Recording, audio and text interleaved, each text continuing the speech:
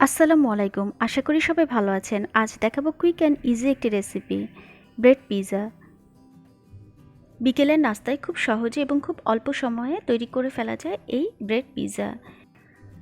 এই bread pizza তৈরি করতে কিন্তু খুব বেশি উপকরণের প্রয়োজন নেই। আমি নিয়েছি ক্যাপসিকাম, টমেটো কুচি, কিছু পেঁয়াজ কুচি। আরও নিয়ে নিলাম কিছু বেবিকর্ন। বেবিকর্নগুলো আমি গোল সাইজ করে কেটে নিয়েছি এবং টমেটো, ক্যাপসিকাম, পেঁয়াজ সব ছোট ছোট কুচি করে নিয়েছি। এবার সব ভেজিটেবলগুলো একটি বোলে নিয়ে নিচ্ছি। এবার এর মধ্যে দিয়ে দিচ্ছি কিছুটা লবণ।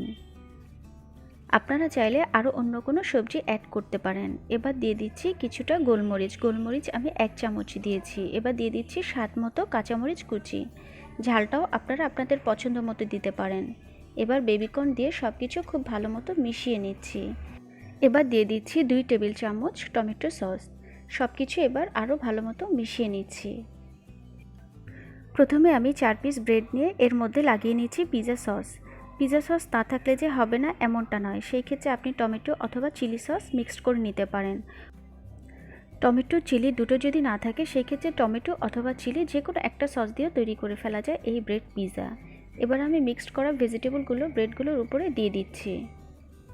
চারপাশে খুব ভালো মতো বিছিয়ে দিচ্ছি।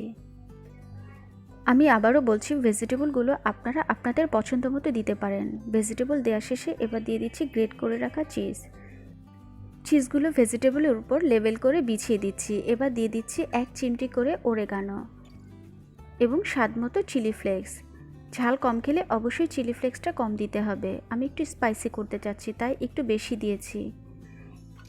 এবার চুলায় একেবারে লো আঁচে বেক করে নিচ্ছি 5 মিনিট। অবশ্যই ঢেকে বেক করতে হবে। 5 মিনিট ঢেকে বেক করলেই তৈরি হয়ে যাবে এই easy and quick bread pizza. খেতে কিন্তু সত্যিই অসাধারণ। দেখুন দেখতেও কতটা ভালো লাগছে। আশা করি আমার এই রেসিপিটি আপনাদের ভালো লেগেছে। আর এতক্ষণ আমার সঙ্গে থাকার জন্য ধন্যবাদ সবাইকে। ভালো থাকবেন।